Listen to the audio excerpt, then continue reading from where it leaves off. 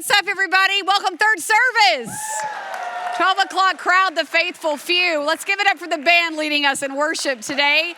We have to start every GM service like that, as Pastor Tim normally does. I feel like the end of that video sounds like a school bell going off. It took me by surprise. I heard it all weekend. I don't know if y'all heard it, but man, I don't know, like, oh, class is in. Okay, here we go. It's been Sisterhood weekend. As you know, this weekend, 20 years of GM Sisterhood, essentially our women's ministry here at Genesis Metro, and we celebrated all weekend. We had such a great time. I don't know of anything I've done more than 20 years, except for being married, I guess, you know? That's a long time when you start adding it up. And we had lots and lots of years of planning and plowing the field and planting seeds for God to begin bringing in the harvest. And I will tell you, in all of these 20 years, not one year has been wasted. There hasn't been one wasted year. There were things we needed along the way, and He gave them to us. There were things we needed to learn as we were walking, and we have absolutely learned every single breadth of the stretch of road that we've been on. You know, when we started Genesis Metro Church years ago, we came here because we wanted to build something for not only our generation. We were in our 20s, and we were looking at the church culture we were in and saying, man, we're not reaching us. We don't see us around anywhere. The only family with a baby, and there's just not us. Where is our people? Where are they? Our generation is out here. And then we also knew we were looking at our son, Jordan, who was up here leading us in worship a few moments ago, but we were looking at him as a baby saying, what do we want for him? We want to build something for him and the kids we don't even know that we're going to have yet. And so we did that. We set out to do that at Genesis Metro. And we always say here, we invest in the next generation. Our biggest line item budget will always be the next generation, whether it's Fuse, whether it's kids, whatever, because we have a responsibility to pass on to them what God has imparted to us. One of the things that dawned on me last week, and I'm going to say it was God planting it within me, was that investing in the next generation doesn't stop when you graduate high school. But somehow we kind of let it go after that. So in forming our sisterhood groups, our discussion groups, we made them multi-generational because we've tried to keep things separate. How could 20-year-olds possibly relate to 50-year-olds in marriage problems, right? And the 50-year-olds might say, oh my goodness, why'd you put these kids in here with me? And so we knew maybe we might hear some of that. But the greater responsibility is, how do the 20-year-olds know what to do when they're in their 50s and they're having marriage problems if they've never been around anyone who struggled through marriage and found a way through because of God? How in the world can they find it unless they hear it? So we knew in going through and coming into this, that this next generation thought needed to be pressed down into, or pressed up actually into the layers of adulthood, because as Titus chapter 2 tells us, we have a responsibility to keep passing it on. So you'll see that. We had a wonderful time. I think we're going to see lots of fruit from that. We heard many, many stories of, I've never met her. I've never even seen her. They've both been at this church for years. We heard this on multiple fronts of 20-somethings needing the advice of a 50, 60-year-old who had been through the same thing she's walking through right now. And of course, they have the wisdom and the life experience to pass it on. And so we came here to build a church for every generation, of course, but to make sure that we're always pushing that forward. These are my daughters-in-law. Look at that. I can say that. I'm a boy mom, but I have girls around now. I'm so happy. So happy. All right, now listen, we're going to wake up, y'all. Are y'all awake? All right, and here, this is gonna be back and forth. We're gonna interact today, okay? Sisterhood will always invest in the next generation, as Genesis Metro will. We're gonna talk about Esther today. We discussed her all weekend. She's quite the character. If you've never read the book of Esther, it's 10 chapters, pretty short, but it is a crazy story with a lot of action. There's a lot of whole cast of characters to get through, and you can't skip over quickly. You gotta get in there. There's so much to dig out, which we can't possibly do in one service today. I think at one point, my Friday morning session, I had about 10 pages of notes, and only the ProPresenter person knows that, because I'm like, don't freak everybody out and tell them how many notes I have. But I did have to cut that in about half to get it all in. There's just a lot that's going on in the book of Esther. She becomes queen, as you see here. This crown is here to remind us that this girl, this normal girl that that's just in this raised in this city, becomes queen. She was an orphan, we know about her. She had no father, no mother. Her uncle raised her as his own. He became her adopted dad. And she's just a normal girl. She was beautiful. The Bible describes her beauty. And now she's wrapped up in this whole exercise of becoming queen. And she's elevated to queen. She's chosen, she's picked. And we find her, we're gonna pick up a little bit at the beginning, a little at the end, just so you can see what God did, and we'll talk about the in-between. But Esther 4:14 is the verse that really summarizes the pivotal plots of this story. Let's read it. Esther 4:14 says this: if you keep silent, this is her uncle speaking to her, if you keep silent, relief and deliverance will come to the Jewish people from another place.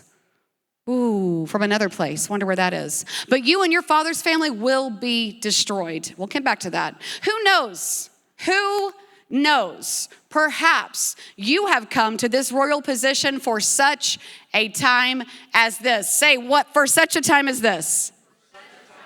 Look at your friend beside you and say, for such a time as this.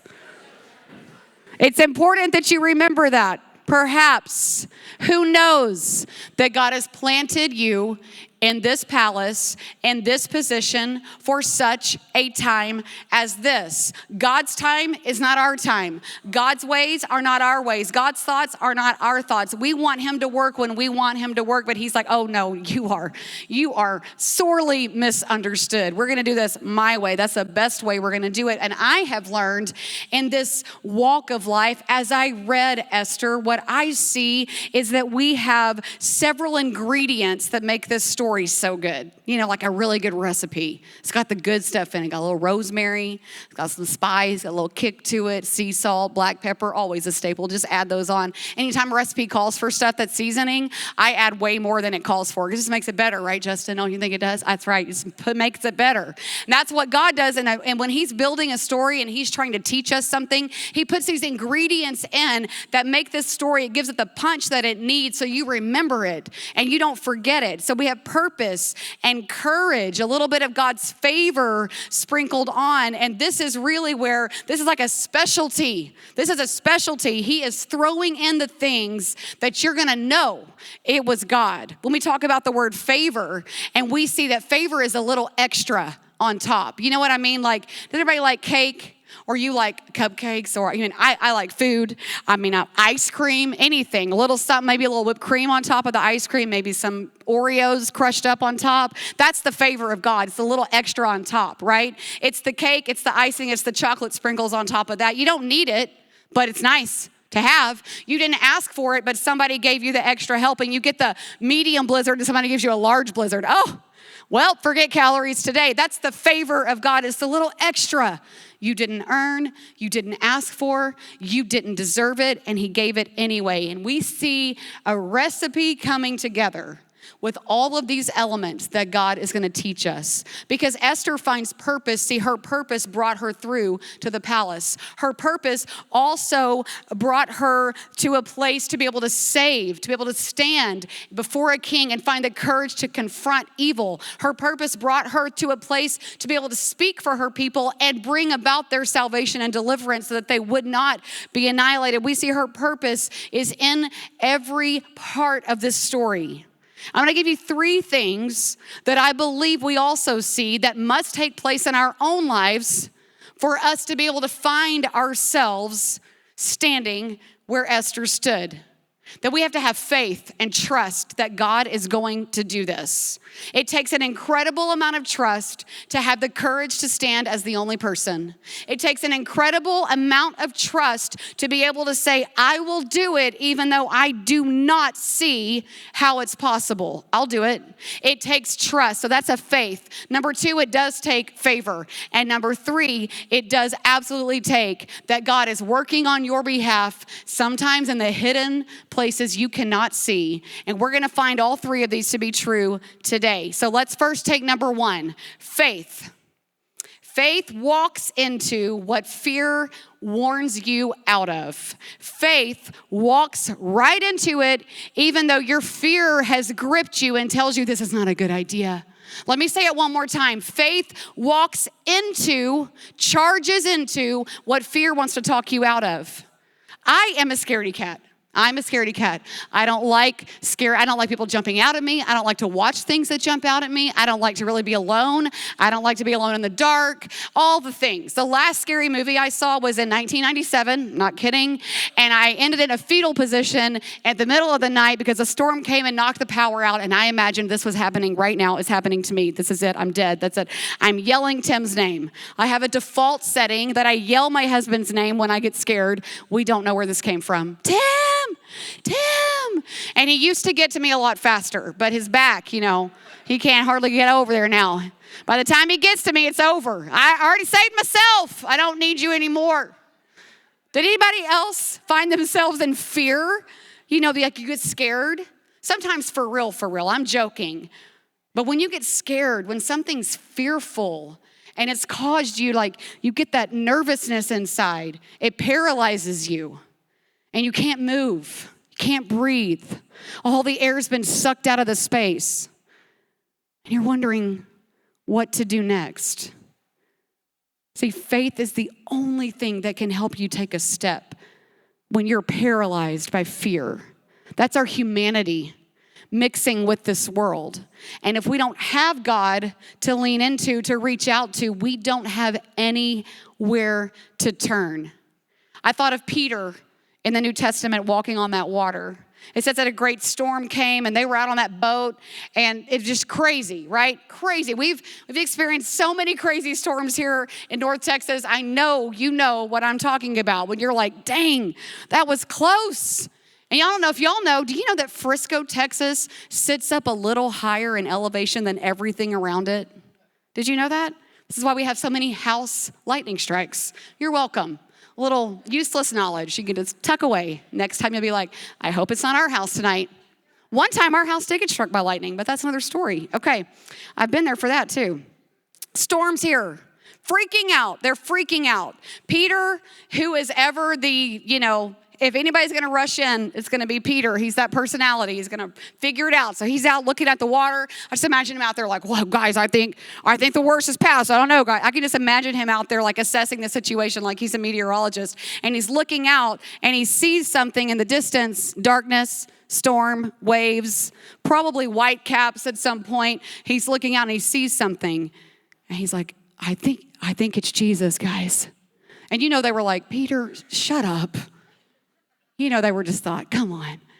So he says, hey, this is in Matthew 28. I think they'll put it up. He says, Lord, if that's you, call me to come out with you. Have me join you. And Jesus says, come on, brother, let's go. Get on out here. So he climbs out of the boat and he starts walking. And he's like, I'm doing it. Oh, my goodness, I'm doing it. He's walking on the water. And as long as he has his eye on Jesus, he's fine. He's right on top of it. But it says very clearly, he starts to look around at the storm and the strength of the storm, and he instantly begins to sink. And Jesus is right there, which I'm like, how far was Jesus away when he starts to sink? And then he's right there.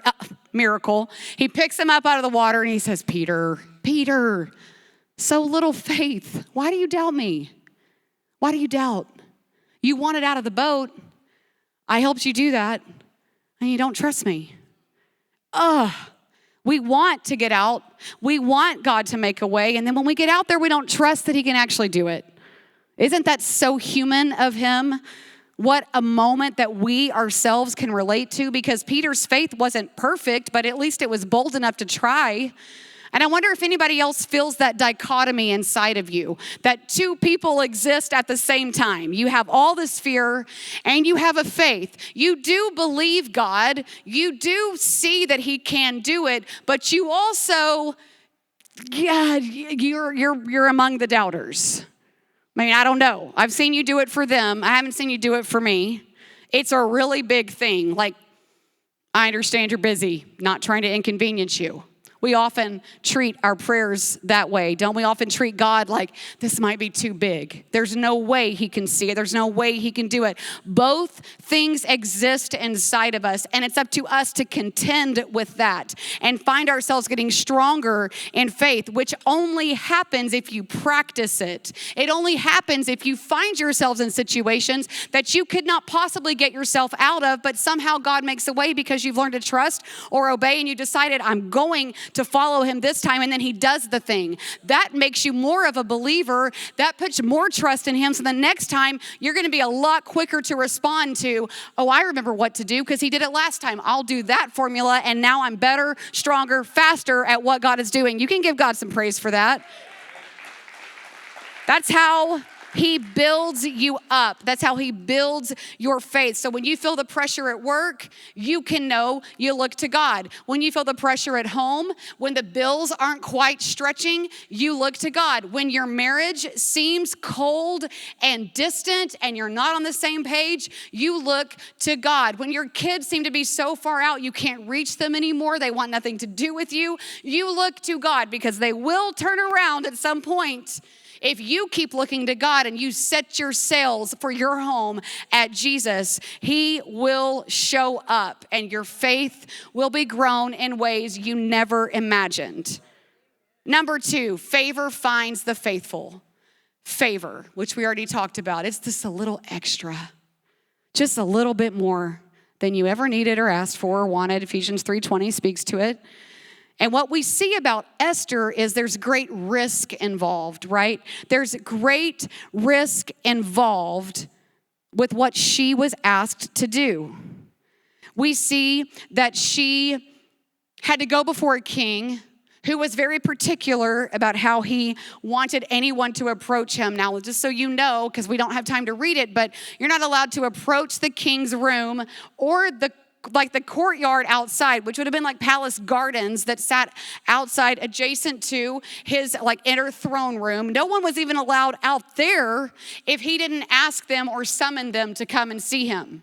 So now she's in a position where her uncle is saying the only way that our people can be saved, because this awful, evil guy Haman has decided we should all be killed because just simply we are of Jewish descent. All of us will be slaughtered in a matter of months on a certain day that's already been set aside. It's become a law. And you, perhaps, who knows that you're in such a position as this, right? That's what he says. Maybe you've come to this position for such a time as this. So she has to muster up this courage to go before a king who could quickly say, kill her. She's not allowed. I didn't ask her to come here. That's what he would do. Can you just imagine having this power? Go away, flee, get away from my presence. So she's terrified because you don't know what happened to the first queen that just took place a short time before this. Is she didn't do what the king wanted one night and he said, you're out. And they made a law and banished her from the kingdom, essentially, wrote letters to everybody. A very vast kingdom, all the way from Turkey to Ethiopia were the borders. Vast Persian kingdom, Persian king. He's out at this lady. Now, this little queen, this little young queen, she's like, you want me to go to that guy? That guy who has no patience. He has zero cares for any reason why you're not doing what he wants. You want me to go before him and ask. You know, when you have God's favor, he can give you influence you never thought possible. He can give you impact. He can make you effective. He can make you be able to speak. He can make you be able to run. He can make you be able to walk again. He can do the things you don't think you can do. That's the favor of God. And what we see is that really God honors those who are risk takers in order to find revelation. He honors those who will take a risk to find a new revelation. And I've seen that over and over in Scripture. Many of us like the safety of a plan. We like the safety of sameness. We like the stability that it brings when there's no change and there's no out the box and no one's trying to upset the apple cart and we all just do what we're supposed to do.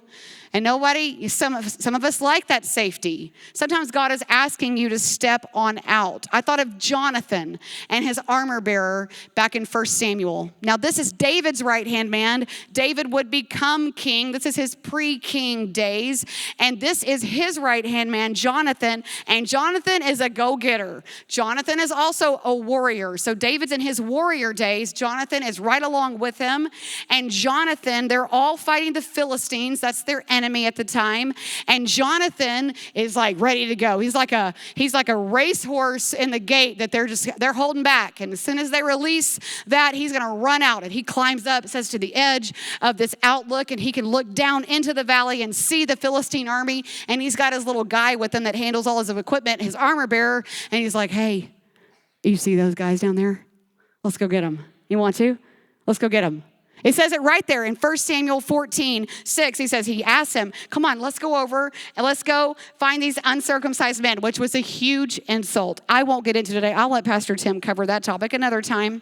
But perhaps, he says, perhaps the Lord will act on our behalf. Perhaps the Lord would act on our behalf because what? Nothing can hinder the Lord from saving. Look what it says, whether by many or by few. This guy is ready to go. This is a gladiator, Braveheart moment. Anybody seen that? Above 35, have you seen it? Okay, there we go. You know what I mean? I always think of Chronicles of Narnia, for Aslan. It's that type of moment, right? It's like, yes, we're going to do it. Now it's just the two of them. I think, what in the world? And they climb up there, and then he goes on to explain. We're not going to read all the verses, but he goes on to explain, listen, here's what we're going to do. He looks at this armor bearer. We're going to stand up and get their attention. Well, we've just lost the element of surprise in case you don't know. That's not what you want. We're going to get their attention, and then when they see us, if they run at us to come get us, we're going to run because we're going to know God is not with us. But if we stand up and get their attention and they say, oh, come on down. How big a boy are you? Let's go. Let's fight it out. And then he said, that's when we're going to know we can run at them because God has delivered them into our hand. And I just always want to know, what's the armor bearer thinking? Like, how do you know this is going to work? But it does. They defeat them. The two of them slaughter every single one of them, gone. Now you look at the faith it took, but you look at the favor of God. When you have the favor of God because you have taken the time and lived through the years of faith building. See, his favor finds the faithful. His favor finds you because you've chosen to stay the course, even though many would try to pull you off and distract you. But we see risk taking sometimes opens the door to revelation because you know why? It was only God that could do it. There's no way in your strength and your gifts and your skill sets and everything you've developed and your leadership and all of that means nothing when it comes to revelation and when it comes to what God wants for your life. He is the reason we have these. When you're talking about, what risk will you take even in your own home, even with your job? When God says, step out, do something, say something. Don't let that sit. Will you take a stand? When your faith is called into question, when morality is on the line, do you take the risk to be the one voice saying, wait a minute, we can't do that? Or are you scared and you shrink back? And you say, I'm going to stay over here. Somebody else will say it. When you see your kids floating off because someone else is shaping their worldview, if you aren't shaping their worldview, someone is. If it's not coming from you, it's coming from somewhere. So do you want them to know when they graduate high school that the Bible informs us of where we should stand on morality, where we should stand on values, where we should stand for Him, where we should stand when these big topics come up in culture, and they do, and they will, and they are? Do your kids know where to stand? I'm not saying we're trying to create a bunch of political junkies. What I'm saying is the Bible is the informer for all of our values, for all of our tenets, for every way that we walk in life. If you're not helping shape that for your own children, someone else will. So are you risking even being liked by your kids to say, hang on, I heard you talking. Sometimes you hear it when they're on the phone. Sometimes you hear it with your video games. Sometimes you hear it when their friends are over and you're like, I'm going to make a note of that and talk about that later. I don't think so. Step into it. Take a risk because it's worth it for you to save their souls and make sure they know the hand of God on their lives to shape them. Number 3 is heaven's hand moves in the hidden places.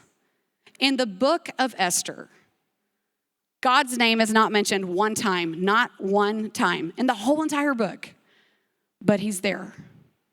We can see him, we can hear him, we can feel him, we see the evidence of him working, and sometimes that's us. Oh man, it's been a minute since I said his name. I called out to him.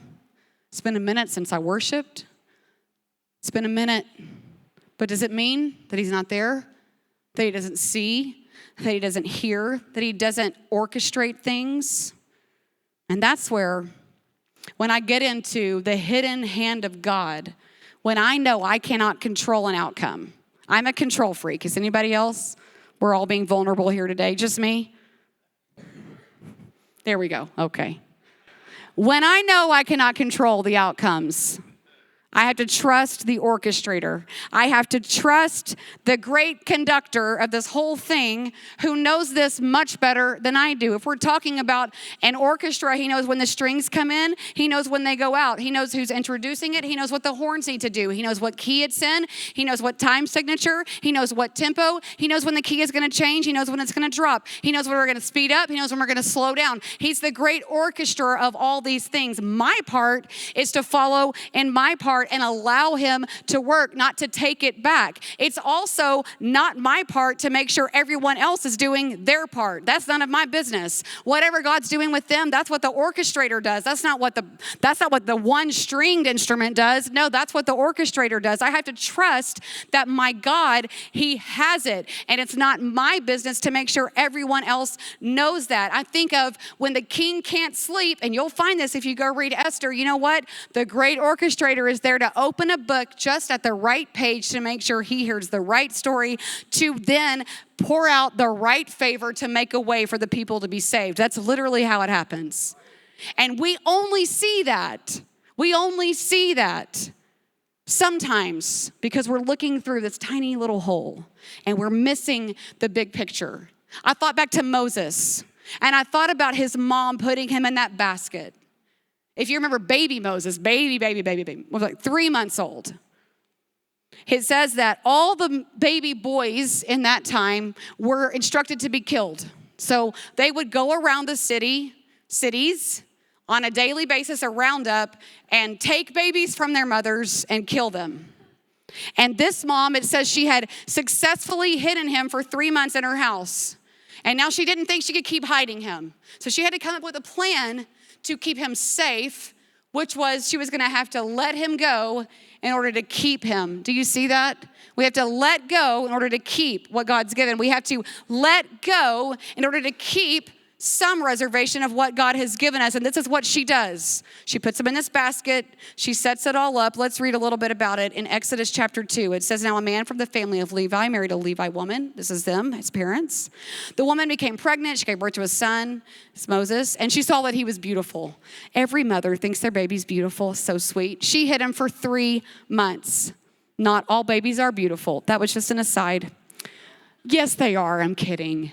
Come on.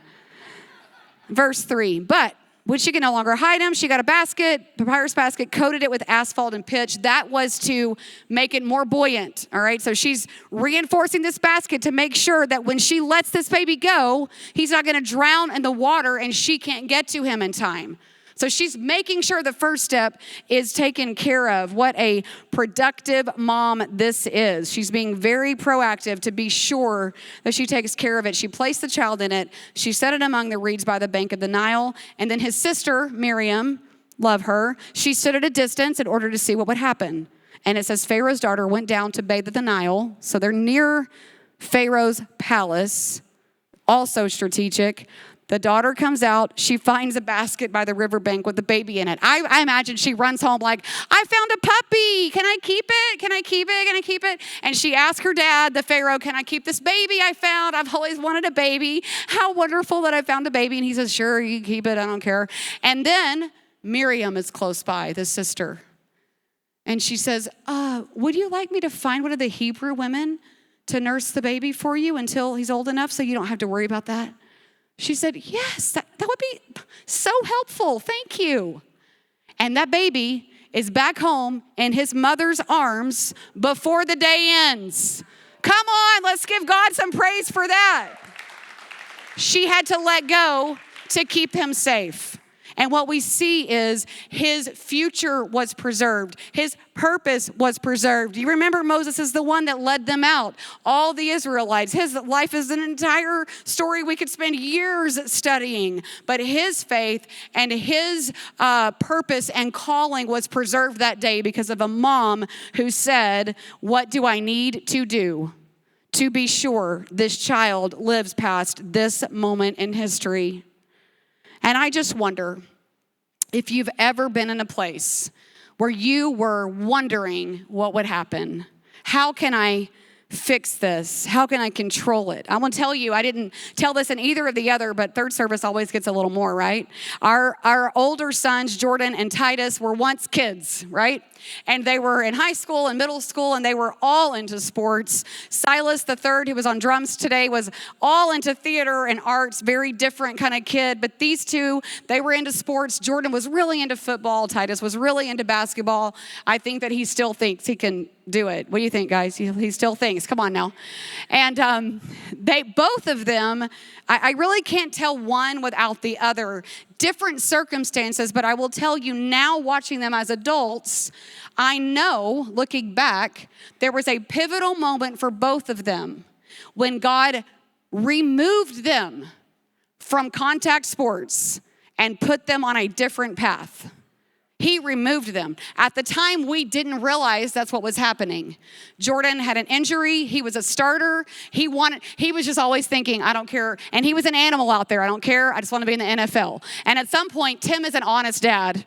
He's like, listen, I'm sorry to tell you, your mother's DNA has mixed in with mine, and you are short. You will not be a linebacker in the NFL. I'm so sorry. You could blame her. You know, it was like we would make jokes, but Tim would try to keep his feet on the ground. Like, I know you want to play in the NFL, but it's probably not going to happen.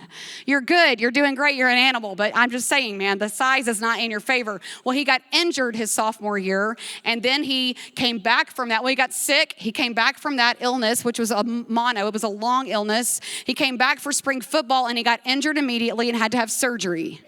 That took him out of spring football. He was at Lone Star. They had just been the state champion the year before, so he was all into that. And by the end of the summer, he comes back for summer workouts. He comes home from the first day of summer workouts, and he said, I'm done with football. I don't love it anymore. I just want to learn instruments. What? Okay. I didn't want him to quit. I was all into it. I was into the football mom thing. Tim had to pull me aside and be like, hey, man, you got to calm down about the football thing. He ain't into it. You're way more into it than he is.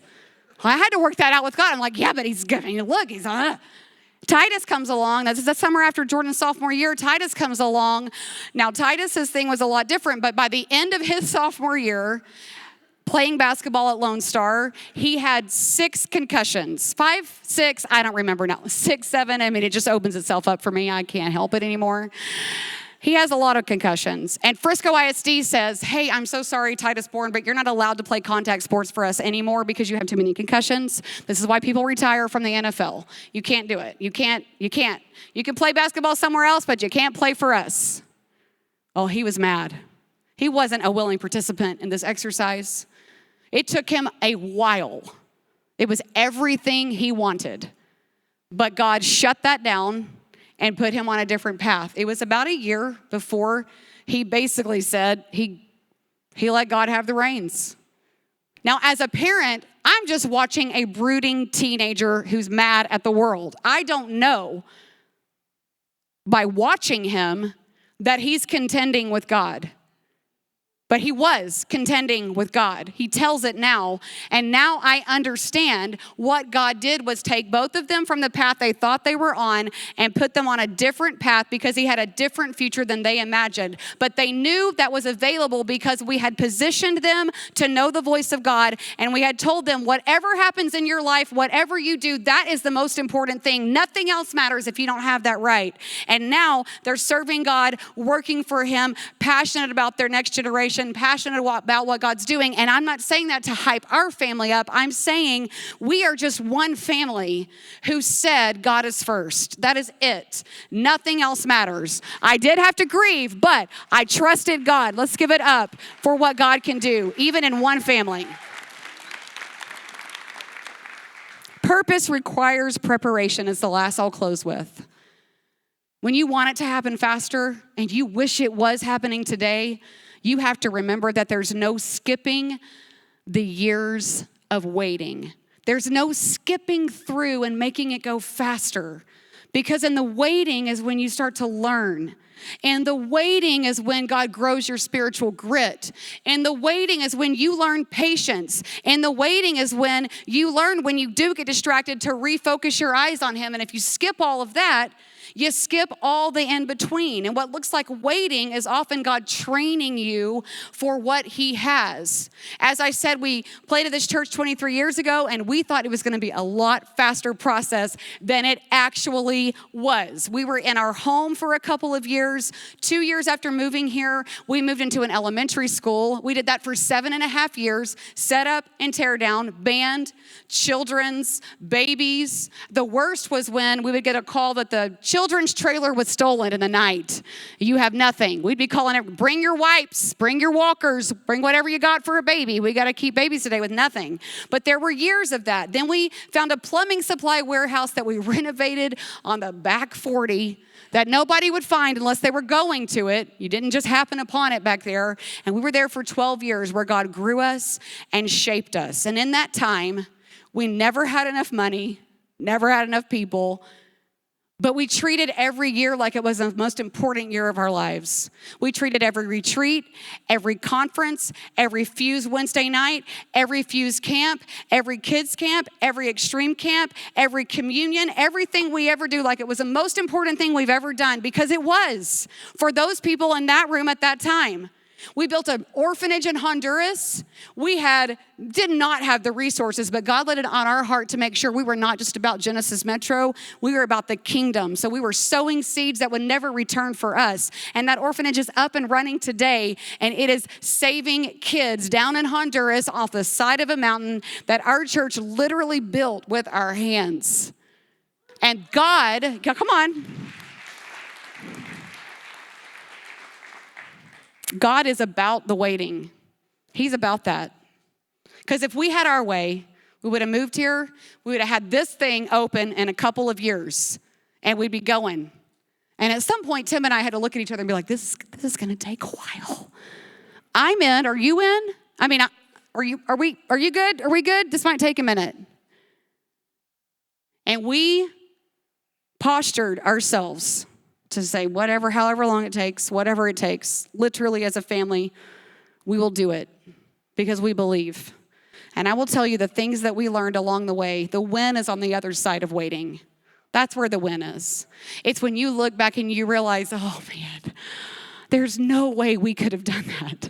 Only God can do that. I want you to look at how Esther ends.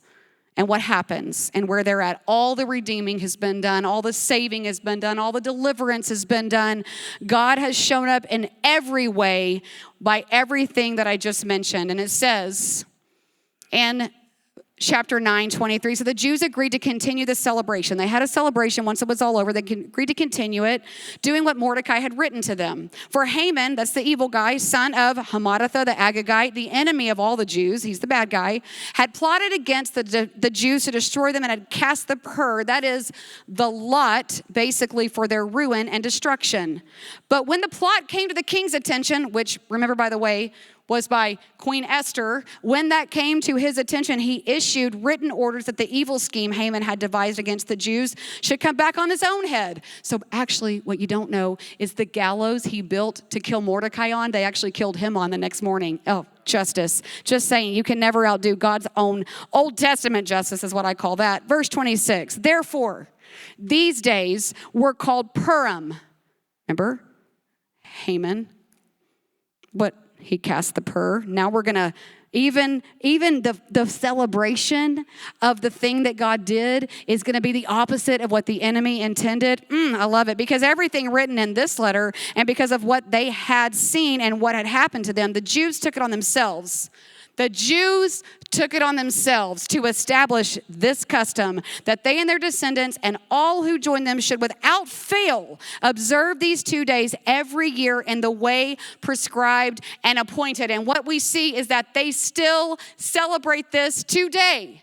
They still celebrate. Like we come in here and we celebrate and we worship and we sing of God. They do that once a year to remember what God did in the book of Esther to preserve his remnant, to make sure his people were not annihilated. That's who our God is. The win is on the other side of waiting. And if he has purposed you for a very specific purpose, he will bring it about. You have to show up and trust. Let's pray to our God today. God, thank you for all that you do. Thank you that there is no season that you are not in. There is no season that you are not around us, in us, beside us, before us, and that you will make a way where there is no other way. There is no doubt in my mind that there is someone in this room that needed to hear this today.